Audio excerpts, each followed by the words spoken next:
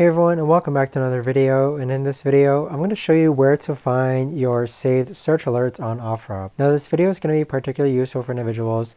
Let's say that you set up a saved search alert on OfferUp and are wondering where it actually is. Where do you actually go ahead and find it? Now this video is going to be short, sweet, and simple, guys. There's not going to be a lot of steps involved.